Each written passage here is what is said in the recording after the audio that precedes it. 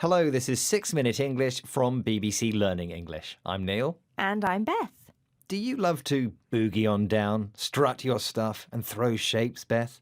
What I mean is, do you like dancing? Yes, I love to dance. Just listening to the music and letting it move my body. What about you, Neil? Do you often hit the dance floor? Sometimes, but I'm not a great dancer. To be honest, I get a bit embarrassed. But maybe I shouldn't, because it's been proved that dancing has many physical and mental health benefits, including releasing stress, boosting your mood, or just enjoying a fun night out. In this program, we'll be hearing how dancing can benefit our brains and emotions at every stage of life. And as usual, we'll be learning some useful new vocabulary as well. Of course, another great thing about dance is that there are so many different styles, from ballet and ballroom dancing to tap, hip-hop and jazz.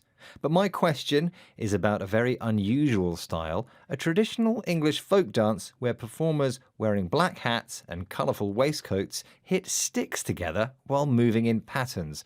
But do you know the name of this unusual dance, Beth? Is it A, the Highland Fling, B, flamenco, or C, Morris dancing? I think the answer is Morris dancing. OK, we'll find out later in the programme. Besides Beth, someone else who loves to dance is Julia Ravey, presenter of BBC radio programme Mental Muscle. Here, Julia tells us exactly why she loves dancing so much. I love nothing more than a night or a day out where I can just dance like no one's business. To me, it's just such a release, and it's something that I definitely rely on to get the stress out of my body. And I now absolutely love to move. Any chance I get, I'll dance. Now, I know everyone's not a fan, because some people can find dancing to be awkward or uncomfortable, and I've seen people who just avoid the dance floor at all costs.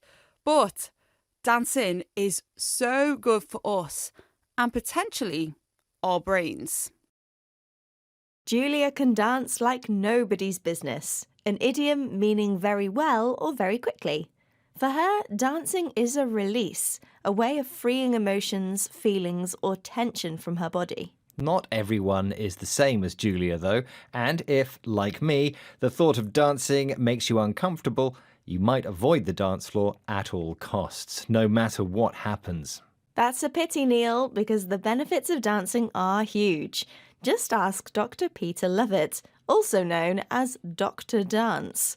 Over 4 decades, he's studied how dancing helps improve brain function in everyone from children and adults to older people living with diseases like Parkinson's and Alzheimer's. Dr. Lovett's dance therapy involves spontaneous movements, closing your eyes and letting the music move you. It promotes divergent thinking, leading to happier, more creative brains. So, how can we get more people dancing? That's exactly what Julia Ravey asked Dr. Lovett for BBC radio programme Mental Muscle. What would you say to the person listening who maybe doesn't dance at all right now?